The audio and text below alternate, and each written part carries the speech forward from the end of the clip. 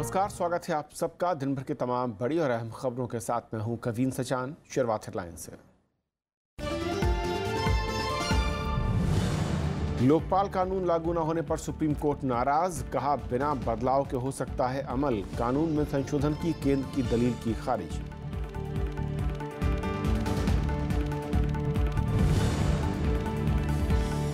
जम्मू कश्मीर में सेना के शिविर पर आतंकी हमला, कैप्टन समेत 3 जवान शहीद, 2 आतंकी भी ढेर।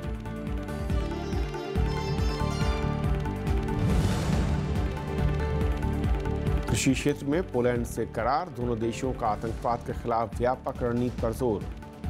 सुरक्षा परिषद के समर्थन के लिए उपराष्ट्रपति ने जताया आभार।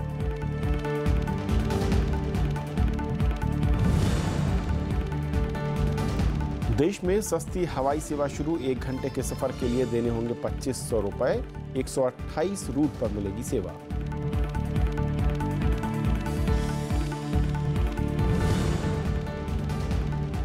और अमेरिकी इतिहास में सबसे बड़ी टैक्स कटौती का ऐलान, कंपनियों और नागरिकों के लिए कर की दरें आधी, ट्रंप ने किया सबसे बड़ा चुनावी वादा पूरा।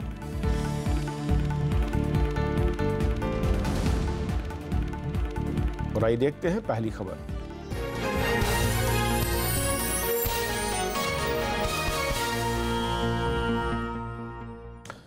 सुप्रीम कोर्ट ने लोकपाल कानून के अमल न होने पर सख्त रुख दिखाया है। कोर्ट ने कहा है कि इसके क्रियान्वयन को लटकाए रखना न्याय संगत नहीं है। शीर्ष अदालत ने कहा कि लोकपाल कानून में बिना संशोधन के ही काम किया जा सकता है। कोर्ट ने लोकपाल की नियुक्ति में देरी को लेकर केंद्र सरकार की दलील को नाकाफी बताया। सुप्रीम कोर्ट का मानना है कि 2013 का लोकपाल और लोकायुक्त कानून व्यावहारिक है। कोर्ट ने कहा कि लोकपाल कानून पर बिना संशोधन के ही काम किया जा सकता है। शीर्ष अदालत ने बेवजह इस कानून को इतने लंबे वक्त तक लटकाने पर चिंता जताई। सुप्रीम कोर्ट ने कहा कि लोकपाल कानून आज जिस रूप में है वो अपने आप में सक्षम है और लोकपाल की नियुक्ति के लिए केंद्र सरकार को संशोधन के इंतजार की जरूरत नहीं है।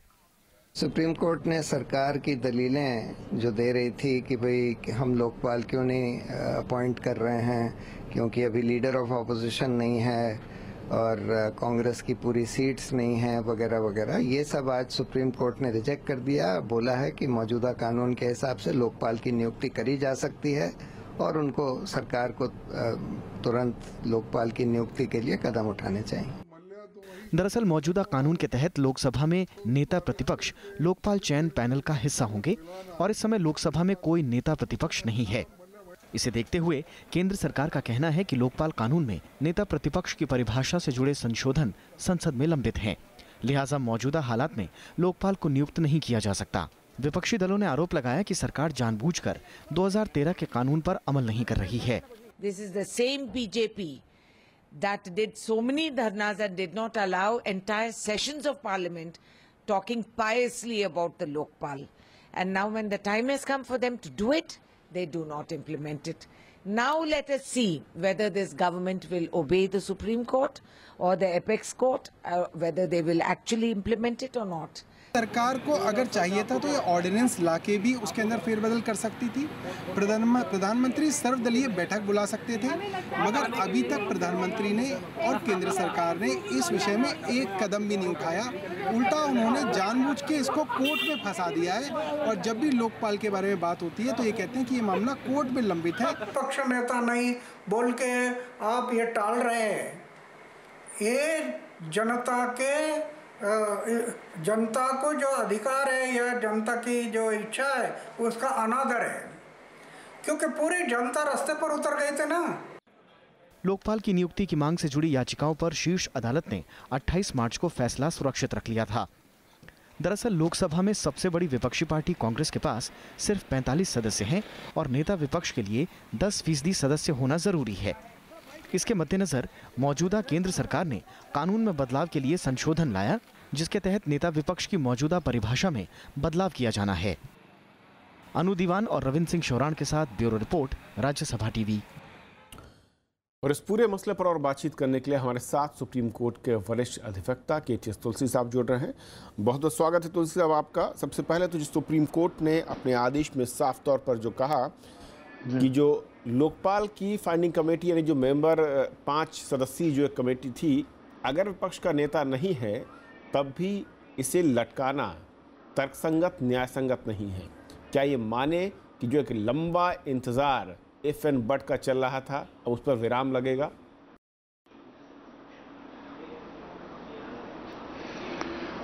उम्मीद करते हैं। अभी तो इस सरकार ने 3 साल निकाल दिए, क्योंकि लगता ये है कि वो बिल्कुल अपने ऊपर कोई भी, सरकार के ऊपर कोई अंकुश नहीं चाहते। वो ये नहीं चाहते हैं कि कोई भी ऐसी इंस्टीट्यूशन हो जिसको वो उनकी जवाबदेही हो। तो बड़ी मुश्किल से जब इनका सीबीआई का डायरेक्टर अपॉइंट करना था जी, तो उस वक्त मजबूरी थी, तो 2 दिन में कानून बदल लिया गया और leader of largest party in the opposition उसको ज्वाइन किया। इसी तरह से जब इंफॉर्मेशन कमिश्नर बनाने थे, चीफ इंफॉर्मेशन कमिश्नर, तब भी इन्होंने कानून बदल के बना लिया। और अगर विजिलेंस कमीशन की नियुक्ति होनी थी कमिश्नर, तब भी वो जहाँ पे सरकार चाहती है वहाँ पे उन्होंने तब्दीली कर ली है कानून में।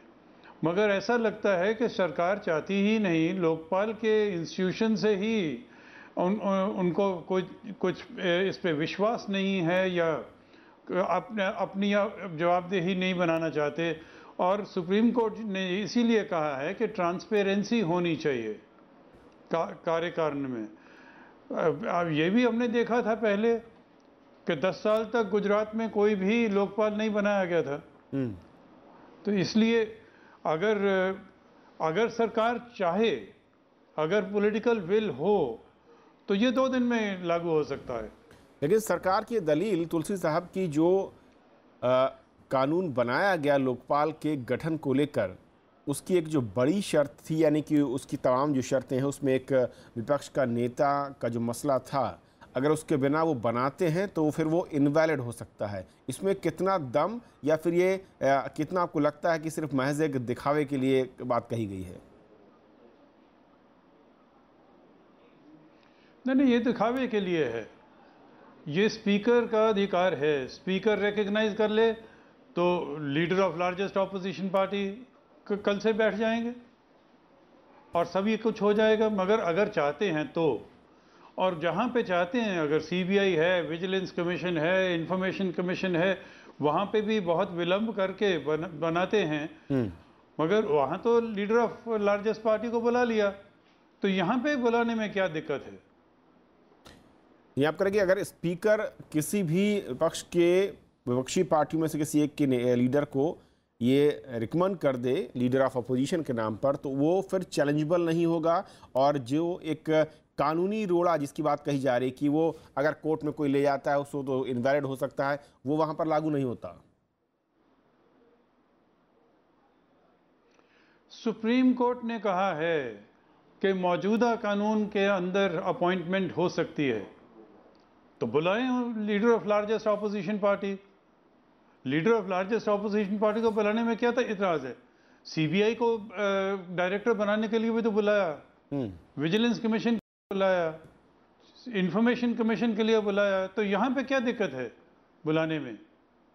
तो ये सरकार का दोहरा मापदंड है। चाहते नहीं हैं कि लोकपाल हो। सरकार ये कहती है सर का मुद्दा बहुत आवश्यक था। जब संसद की स्थायी समिति के पास भेजा गया, की सरकार थी तब ये चाहते थे। वो रिपोर्ट गौर कर रही है, उसकी रिकमेंडेशंस आएंगी, कई और दूसरे पहलू भी हैं।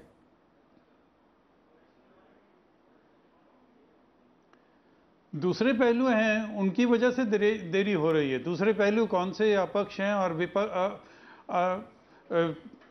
कोई बहुत सारे पहलू होंगे। देरी करने के लिए तो बहुत पहलू होते हैं और ना बनाने के लिए भी बहुत पहलू होते हैं। बात तो ये है कि सरकार की मंशा क्या है। अगर बनाना चाहे तो बन सकता है। यही बात आज सुप्रीम कोर्ट ने बार बार दोहराई है। और सरकार की ये दलील, तुलसी साहब की जो रिपोर्ट में सिफारिशें की गई, उसमें केंद्रीय सतर्कता आयोग और सीबीआई की भ्रष्टाचार निरोधक शाखा को लोकपाल के साथ जोड़ने की सिफारिश है। सरकार कह रही है कि ये जो रिकमेंडेशन है इस पर गौर किया जाए, इसको किस तरीके से आगे बढ़ा जाए, इसीलिए इसमें देरी हो रही है। ये तर्क कितना कमज़ोर है, कितना दमदार आपकी नज़र में?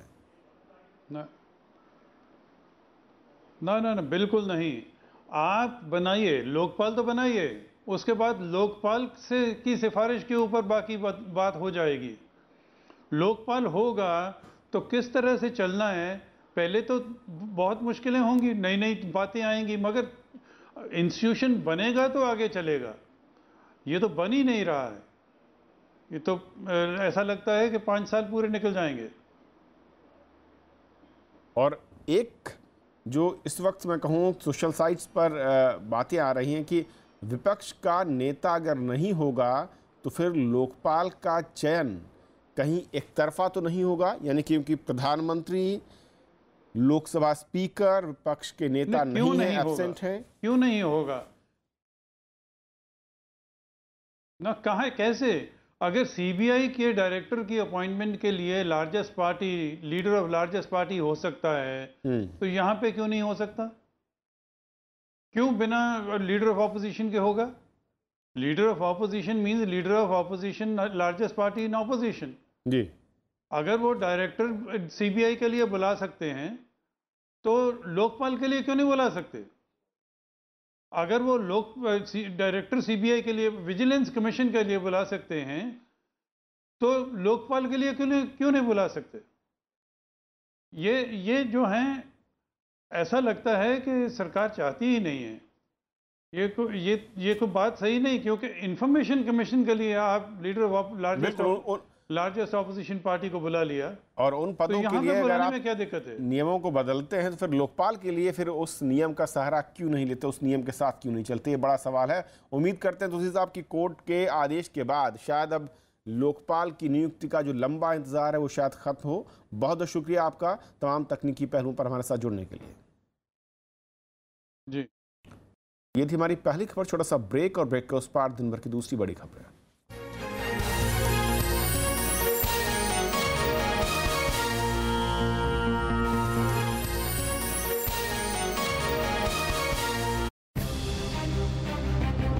अमेरिकी इतिहास में सबसे बड़ी कर कटौती, कॉरपोरेट और व्यक्तिगत करों की दरें होंगी कम, चुनावी वादे को पूर्ण करने की ओर ट्रंप का कदम।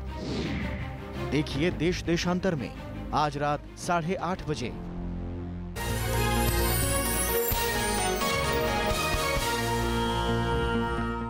जम्मू कश्मीर में आज आतंकी हमले में सेना के कैप्टन समेत 3 जवान शहीद हो गए। हमला कुपवाड़ा जिले में हुआ। मुठभेड़ में 2 आतंकी भी मारे गए। कुछ लोगों ने सेना के अभियान का विरोध भी किया और इस झड़प में एक बुजुर्ग की मौत हो गई। गुरुवार तड़के करीब 4 बजे आतंकियों ने कुपवाड़ा जिले के पंचगाम में सैन्य शिविर को निशाना बनाया। आतंकियों ने अंधाधुंध फायरिंग की। इसमें एक कैप्टन समेत 3 जवानों की मौत हो गई। 5 जवान घायल भी हुए हैं। जवाबी कार्रवाई में 2 आतंकी भी मारे गए। इन आतंकियों पर जैश-ए-मोहम्मद से जुड़े होने का शक है। The area was very small. It is not from one end to the other end. This garrison being big has many entries. So the terrorists were pushed to move out immediately out of the garrison by accurate fire from all directions. Pakistan की एक चाल है कि बाहर से across the border militants को भेज के यहाँ का जो आम पीसफुल एनवायरनमेंट है उसको स्पॉइल करने के लिए, तो हमारी फोर्सेस जैसे आर्मी, सीआरपीएफ, जेकेपी तैयार है हैंडल करने के लिए। हमले वाली जगह नियंत्रण रेखा से करीब है। सुरक्षा बल पूरे इलाके में सर्च अभियान चला रहे हैं। सैन्य शिविर के जवान सड़क निर्माण की सुरक्षा में लगे थे। हमला ऐसे वक्त हुआ है जब नियंत्रण रेखा पर करीब 150 आतंकी जम्मू कश्मीर में घुसने की फिराक में हैं। सेना ने मंगलवार को इसकी आशंका जताई थी। रक्षा मंत्री अरुण जेटली ने शहीद जवानों को श्रद्धांजलि दी और पीड़ित परिवारों के प्रति संवेदना प्रकट की। पाकिस्तान जिस तरीके से उसके डेस्परेट उसके अटेम्प्ट्स रहती हैं और लगातार वो एक जंग जो है उसने छेड़ी हुई है और कश्मीर में यहाँ के हालात खराब करने के लिए और हर जो है वो कोशिश कर रहा है, लेकिन उसमें कामयाब नहीं होगा। उसकी ये जो कायराना हरकतें हैं उसको बाज आना चाहिए इसमें। इस बीच जम्मू कश्मीर की अलगाववादी नेता आसिया अंद्राबी को गिरफ्तार कर लिया गया है। पुलिस ने जन सुरक्षा कानून के तहत ये कार्रवाई की। उन पर सुरक्षा बलों पर पत्थरबाजी के लिए महिलाओं को उकसाने का आरोप है। Bureau report, Rajya Sabha TV. Sahara प्रमुख सुब्रत राय आज सुप्रीम कोर्ट में पेश हुए। कोर्ट ने उनसे 15 जून तक 1500 करोड़ रुपए जमा कराने को कहा है और ऐसा न होने पर उनकी पैरोल रद्द हो जाएगी। कोर्ट ने उनकी पैरोल 19 जून तक बढ़ा दी है। सुप्रीम कोर्ट ने बॉम्बे हाई कोर्ट के आधिकारिक लिक्विडेटर को एम्बी वैली की नीलामी की शर्तें तैयार करने को कहा है। सुप्रीम कोर्ट ने अवमानना के आरोप में प्रकाश स्वामी की गिरफ्तारी के आदेश भी दिए हैं। पिछले आदेश के मुताबिक प्रकाश 10 करोड़ रुपए जमा करने में नाकाम रहे थे, जिन्होंने अमेरिका में सहारा के होटल की बिक्री के संबंध में एक फर्म की ओर से हलफनामा दाखिल किया था। प्रधानमंत्री नरेंद्र मोदी ने गुरुवार को शिमला में महत्वाकांक्षी उड़ान योजना की शुरुआत की। इस योजना का मकसद छोटे शहरों के आम नागरिकों को सस्ती दरों पर हवाई सेवाएं मुहैया करवाना है। प्रधानमंत्री नरेंद्र मोदी ने गुरुवार को शिमला के जुबरहट्टी हवाई अड्डे पर कडप्पा हैदराबाद, शिमला दिल्ली और नांदेड़ हैदराबाद वायुसेना को हरी झंडी दिखाकर रवाना किया। इस मौके पर प्रधानमंत्री ने कहा कि इस योजना से हवाई सफर बेहद सस्ता हो जाएगा। ये सफर ऐसी है जो समय भी बचाएगी और इसका खर्च टैक्सी में अगर किलोमीटर का 10 रुपया लगता है तो नई पॉलिसी के तहत हवाई यात्रा का किलोमीटर का खर्चा सिर्फ 6 या 7 रुपया लगेगा। उड़ान योजना के तहत विमान से 1 घंटे का करीब 500 किलोमीटर सफर 2500 रुपए में किया जा सकता है। हालांकि लंबे मार्ग और उड़ान अवधि के लिए ज्यादा किराया देना होगा। योजना में 128 वायु मार्ग और 70 हवाई अड्डों को जोड़ा जा रहा है। इनमें उन हवाई अड्डों को शामिल किया गया है जहां कम विमान उड़ान भरते हैं। 70-75 ही एयरपोर्ट है जो कमर्शियल पर्पज के लिए काम आ रहे हैं। इस नई पॉलिसी के द्वारा 1 साल के भीतर 30 से ज्यादा नए एयरपोर्ट कमर्शियल एक्टिविटी के लिए जोड़ दिए हैं। हालांकि उड़ान योजना में विमान के आधे टिकट ही सस्ते दामों पर बेचे जाएंगे, जबकि बाकी टिकट बाजार मूल्यों पर मिलेंगे। इस योजना का ऐलान पिछले साल अक्टूबर में हुआ था। सरकार का दावा है कि ये दुनिया में सस्ते हवाई किराए को लेकर ये बीजेपी वाले पूरी कोशिश करेंगे आपको तोड़ने की। एक तो ये कि अपने फोन हमेशा रिकॉर्डिंग में ही रखना, किसी का फोन आए तो रिकॉर्ड कर लेना, अगले दिन प्रेस कॉन्फ्रेंस करके बता देंगे भाई इन्होंने ऐसे बदमाशी करने की। ये उन्होंने बताया कि भाई पूरी ईमानदारी के साथ काम करना है, क्योंकि जनता ने इतना प्यार मोहब्बत आप लोगों को दिया है। तो जनता के जो उम्मीदें हैं, जो भी काम है, अगर दिल्ली सरकार के काम कहीं पेंडिंग है तो उनको भी पूरा करना है, और जो जितनी भी एमसीडी की भ्रष्टाचार है उसके खिलाफ आपको लड़ना है और पूरी ईमानदारी के साथ आपको काम करना है। इस बीच गुरुवार सुबह पार्टी नेता संजय सिंह ने पंजाब प्रभारी, दुर्गेश पाठक ने पंजाब सह प्रभारी और आशीष तलवार ने दिल्ली के प्रभारी पद से इस्तीफा दे दिया। इसके बाद पार्टी के विधायकों के साथ बैठक हुई, जिसमें हार की वजहों पर चर्चा की गई। ज्यादातर विधायकों ने हार के लिए ईवीएम में गड़बड़ी को जिम्मेदार ठहराने की कोशिश की। आम आदमी पार्टी की बिल्कुल ऐसी हालत नहीं थी जो मीडिया में दिखाई गई, और जो सर्वे आए कि भाजपा की मोदी जी की लहर में ये जीते हैं, उस पर भी यकीन नहीं आता, क्योंकि लोग बीजेपी के पार्षद जिनकी टिकट कटी उसने खुद अपने प्रत्याशियों को हराने के लिए एड़ी चोटी का जोर लगाया। निगम में हार की जिम्मेदारी लेते हुए पार्टी नेता दिलीप पांडे ने बुधवार को ही दिल्ली के संयोजक पद से इस्तीफा दे दिया था। अब इसकी जिम्मेदारी गोपाल राय को सौंपी गई है। अनु दीवान। भारत और पोलैंड कृषि क्षेत्र में सहयोग। उपराष्ट्रपति मोहम्मद हामिद अंसारी की मौजूदगी में आज राजधानी वार्सा में इस करार पर दस्तखत हुए। पोलैंड ने एनएसजी और सुरक्षा परिषद में भारत की स्थायी सदस्यता का समर्थन करने की बात दोहराई। पोलैंड की राजधानी वार्सा में गुरुवार को उपराष्ट्रपति मोहम्मद हामिद अंसारी और पोलैंड के प्रधानमंत्री विएटा जाइडलो की मुलाकात हुई। दोनों नेताओं ने भारत और पोलैंड के रिश्तों को और मजबूत करने का फैसला किया। दोनों देशों ने कृषि क्षेत्र में सहयोग बढ़ाने के लिए करार भी किया। We feel that there is much scope for our cooperation in sectors like food processing, solar energy, clean coal, treatment of wastewater and solid waste, where Polish expertise can find opportunities in the rapidly growing Indian market. दोनों देशों ने आतंकवाद के खिलाफ विस्तृत रणनीति पर जोर दिया। भारत ने कई अंतर्राष्ट्रीय संगठनों की सदस्यता के लिए पोलैंड से मिले समर्थन पर आभार जताया। We appreciate the support extended by Poland to India's membership of Missile Technology Control Regime and India's appreciation for the membership of the Nuclear Suppliers Group. We are happy to have Poland's support for India's claim for permanent membership of an expanded UN Security Council. Poland ने भारत की आर्थिक प्रगति और उसके बढ़ते असर का स्वागत किया। पोलैंड का मानना है कि दोनों देश खनन, रक्षा और उड्डयन क्षेत्र में सहयोग बढ़ा सकते हैं। पोलैंड में भारत का करीब $3 अरब का निवेश है। पोलैंड का भारत में निवेश $30 करोड़ का है। मध्य यूरोप में पोलैंड भारत का सबसे बड़ा व्यापारिक साझेदार है। कई भारतीय छात्र पोलैंड में उच्च शिक्षा हासिल कर रहे हैं। दोनों देशों के बीच कृषि क्षेत्र में सहयोग बढ़ाने के अलावा waste management, solar sector, clean coal को लेकर भी तमाम समझौतों की उम्मीद जताई गई है। कैमरामैन अनिर्बान और सहयोगी कृति मिश्रा के साथ वार्शा से अमृता राय, राज्यसभा टीवी के लिए। भारत ने उत्तर कोरिया पर संयुक्त राष्ट्र के प्रतिबंध वाले प्रस्ताव का समर्थन किया है। विदेश मंत्रालय ने प्रतिबंधों की अधिसूचना जारी कर दी है, जिसमें उन सभी वस्तु सामग्री, उपकरण, सामान और प्रौद्योगिकी की आपूर्ति, बिक्री या निर्यात पर प्रतिबंध लगाया गया है जिनसे बैलिस्टिक मिसाइल या कोई जनसंहार वाला हथियार बनाया जा सके। हालांकि दवा और मानवीय मदद से जुड़े सामान को इसमें शामिल नहीं किया गया है।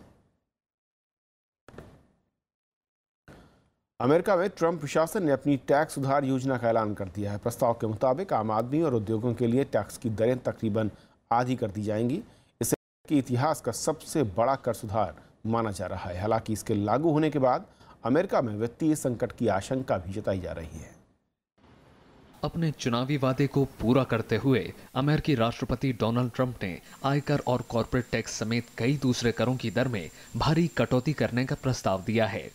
योजना के मुताबिक कॉर्पोरेट टैक्स की दर 35% से घटकर 15% रह जाएगी। साथ ही alternative minimum tax, death tax और स्टेट टैक्स खत्म कर दिए जाएंगे। The President's putting out a plan today. We've seen a sneak preview of it. We like it a lot. It puts us on the same page.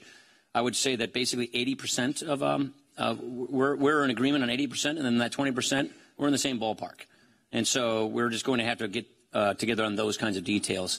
आयकर की दरों में भारी बदलाव होगा। आयकर की 7 स्लैब को कम करके 3 कर दिया जाएगा। पहले स्लैब में टैक्स की दर 10%, दूसरे में 25% और तीसरे में 35% होगी। स्टैंडर्ड डिडक्शन को दोगुना किया जाएगा। इसके अलावा ओबामा केयर टैक्स के तहत लिए जाने वाला 3.8% अतिरिक्त कर भी खत्म होगा।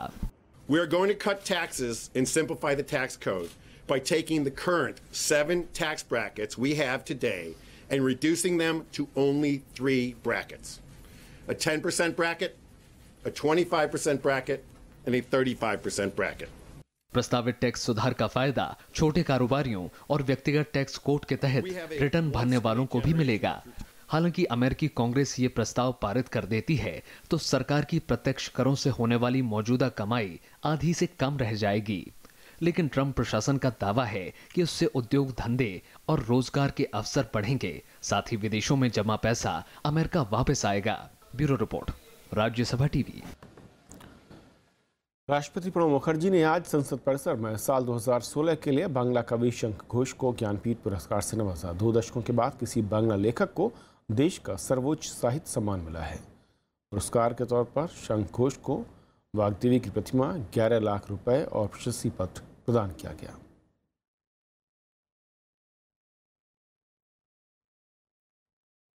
Professor of Bengali and an authority in his own right on the works of Rabindranath, Shankh Ghosh represents the fluid brilliance that characterizes India's multifarious literacy genius. मशहूर अभिनेता और सांसद विनोद खन्ना का आज मुंबई में निधन हो गया। वो 70 साल के थे। पिछले कुछ समय से वो कैंसर से पीड़ित थे। उन्होंने फिल्म सफ़र की शुरुआत साल 1968 में मन के मीत से की। मेरे अपने, मेरा गांव मेरा देश, अमर अकबर एंथोनी, कुर्बानी जैसी फिल्मों में उनका अभिनय यादगार रहा। विनोद खन्ना राजनीति में भी सक्रिय रहे। वो पंजाब के गुरदासपुर से बीजेपी के सांसद भी थे। इस सीट से वो 4 बार चुने गए। वाजपेयी सरकार में वो संस्कृति और विदेश राज्य मंत्री रहे। प्रधानमंत्री नरेंद्र मोदी ने कहा कि एक लोकप्रिय अभिनेता और नेता के रूप में उन्हें हमेशा याद किया जाएगा। तो खबरों के आज के सफर में इतना ही। नमस्कार।